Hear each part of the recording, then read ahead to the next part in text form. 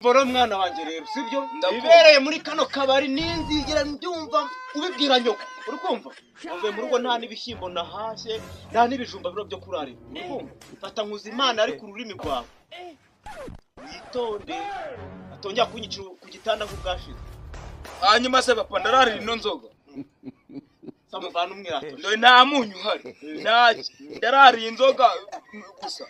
ariko uzuko uteka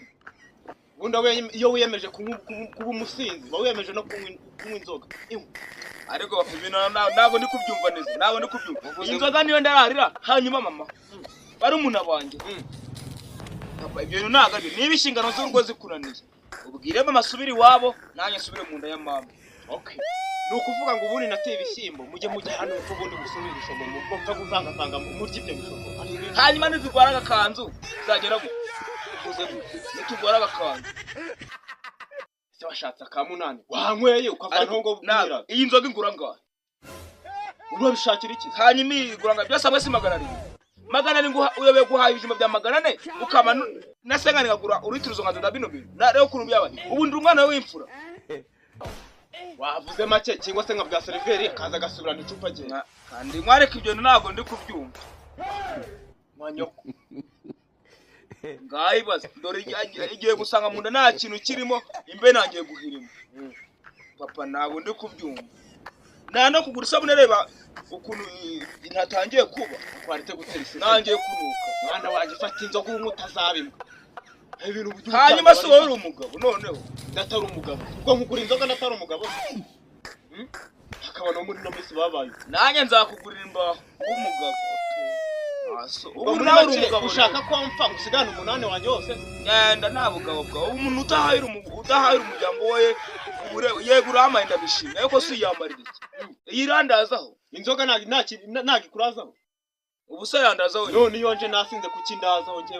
nkazinduka mu gitondo ninjya muri kabari nukurimbwa nawe numva ko ari kujya muri kabari nese ni mu kazi mwana uranutse koko ari nje wakwibyaye nararushye nkutakazaho inanga zanjye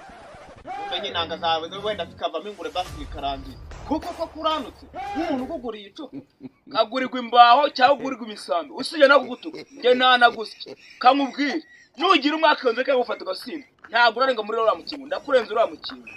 ahubwo nkuri menge ntabwo ibyo bintu bishoboka ubwo ubimbwiye ndakwiteguye hanyuma mama inzara igiye kumwica n'urubyeyi urabizi ko kabyaye ejo bundi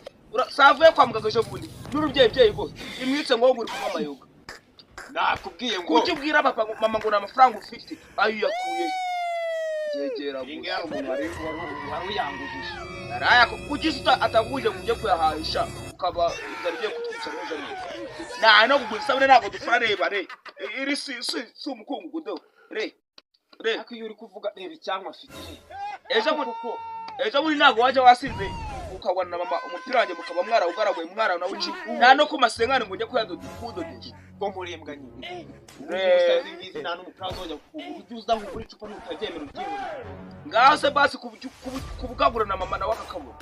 nuko nta cupa ntamugurira kuva nta murongora ibyo ngibyo azigwaniza urumva namuzanye muri iki gihe n'indongora n'itungo urumva